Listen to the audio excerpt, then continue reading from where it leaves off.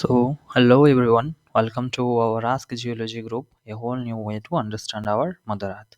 So, in this today's 7-minute numerical, we will be discussing about one numerical related to your geophysics. Okay, this is in geophysics, we know there are seismic method. Okay, seismic method, and this question is related to seismic reflection seismology. Okay, so let's see, this is actually a question Gate 2018 question number 23. Okay, now is asking, assuming a flat earth with crustal thickness of 35 kilometer. All of you know, if we consider the internal structure of earth, that is crust, mantle and core, these are the three primary divisions of your internal structure of earth, and the average crustal thickness in this question it is given to be 35 kilometer. And crustal and upper mantle p wave velocity of p wave vp in the upper crust. Okay, crust is given to be 6.4 kilometer per second. kmps means kilometer per second, and velocity of p in upper mantle. Okay, now this is crust, that is divided into cl and sigma, and this is mantle, upper mantle, lower mantle, core, that is outer core and inner core. Now this is the discontinuity, Mohobic discontinuity that is present between crust and mantle.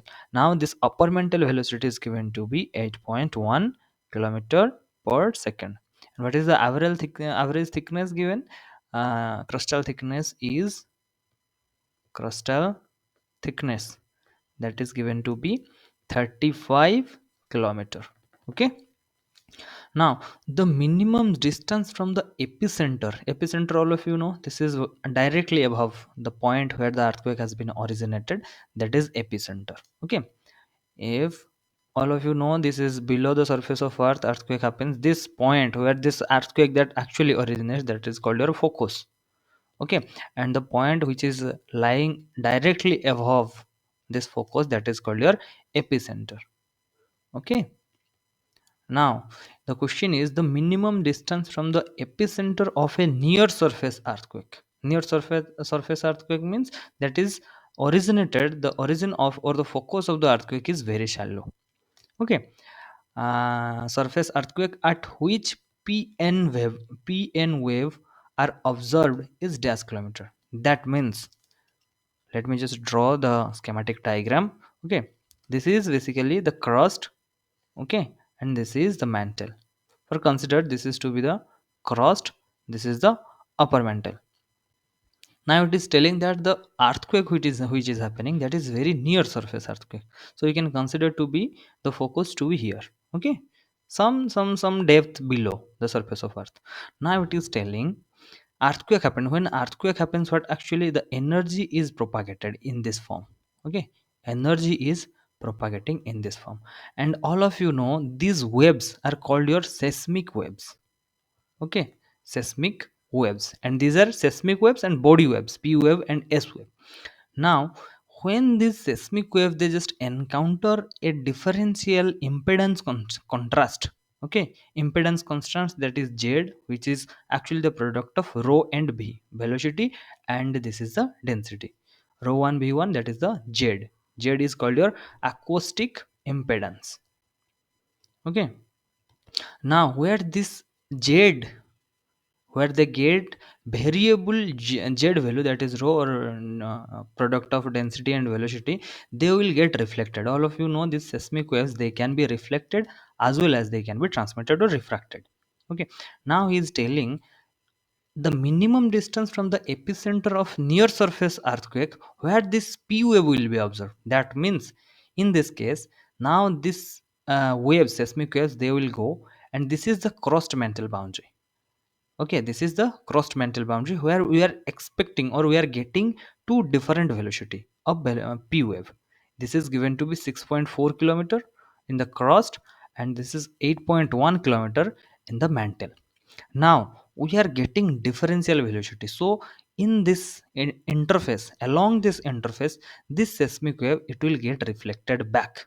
Now यहाँ से आने के बाद it will get reflect in this direction, it will get reflected.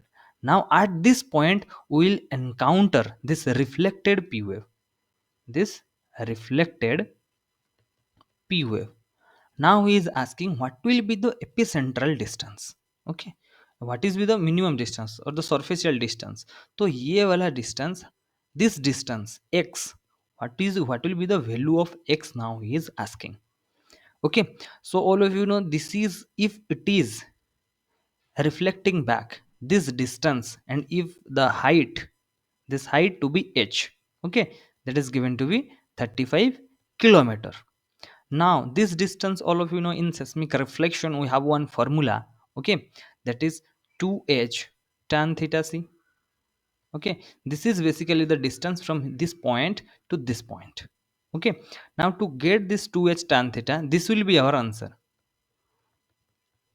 This will be the distance away from the epicenter, away from this point where the earthquake originated. Okay, and at this distance we will encounter the p wave, reflected p wave. Now to find out h value, we have this is 35 kilometer, we have the h value. Now we have to find out this theta c value. Now this theta c, this is the critical angle. Okay, this theta c is called your critical angle. Okay, यहाँ पर यह refract हो जाएगा. Now how to get this theta c? For this theta c we will be using what? We will be using Snell's law. Okay, Snell's law. Okay, what is the Snell's law?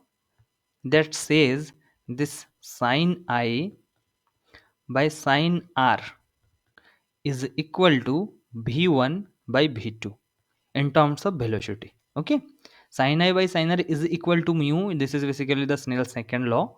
Okay, sine I by sine r, so in this case sine I, this is the angle of incidence.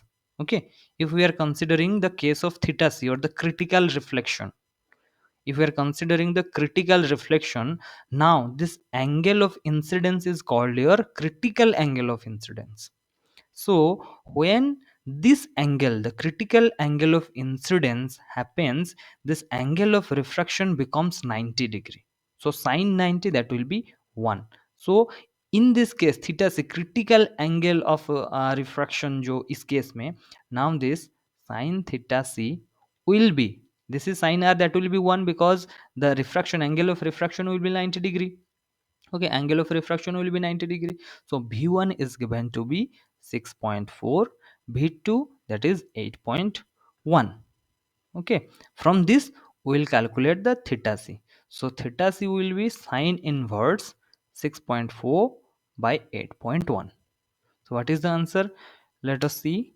Sine inverse, this is 6.4 by 8.1. So the answer is 52 point, this is 52.1970. Okay, this is the critical angle theta c. Now we have to put this theta c in this equation 2h tan theta c, then we will find this distance. Okay, this distance, this point to this point distance. So what is actually the distance required? Okay, let me just required distance is equal to 2h tan theta c. So 2, what is the h value?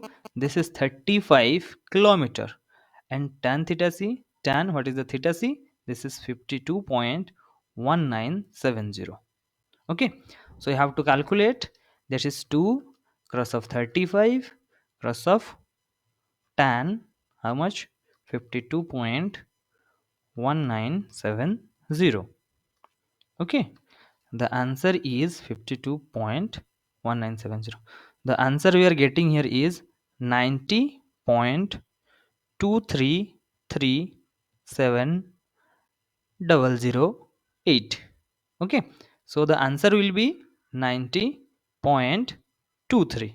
Okay, 90.23, or it will have some range. Okay, so all of you understand that why and how we are just subdividing the question into different parts.